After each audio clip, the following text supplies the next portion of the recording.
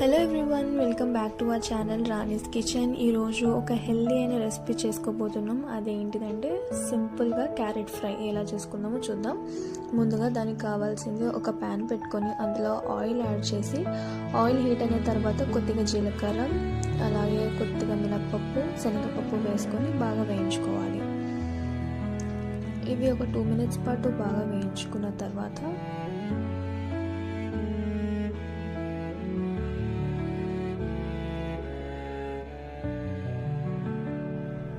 ఒక 4 నుంచి 5 దాకా వెల్లుల్లిపాయలు కూడా వేసుకోవాలి.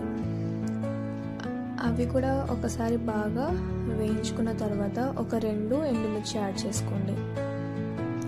2 ఎండుమిర్చి వేసుకున్న తర్వాత దాంట్లోకి 2 పచ్చిమిర్చి కూడా వేసుకుంటున్నాము.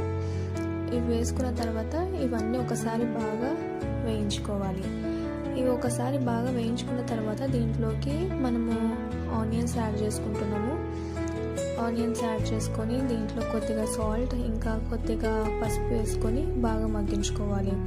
మూత పెట్టుకొని ఒక 2 minutes పాటు గోల్డెన్ బ్రౌనిష్ కలర్లో వచ్చేంత వరకు బాగా మగ్గించుకోవాలి.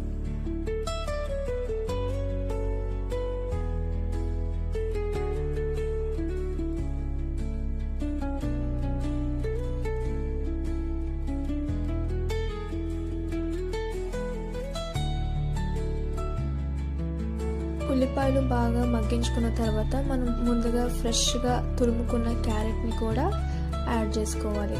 చూపించిన విధంగా యాడ్ చేసుకొని దీన్ని ఒకసారి బాగా కలుపుకోవాలి.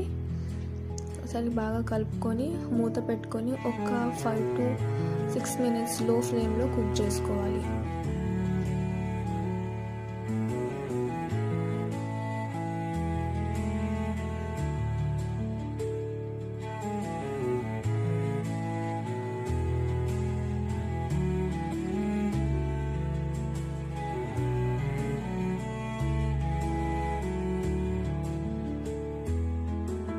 ఒకసారి క్యారెట్ తురుమంతా బాగా మగ్గిన తర్వాత దీంట్లోకి మనం కొద్దిగా కారం, కొద్దిగా జీలకర్ర పొడి ఇంకా అలాగే ధనియాల పొడి కూడా వేసుకొని బాగా కలుపుకోవాలి.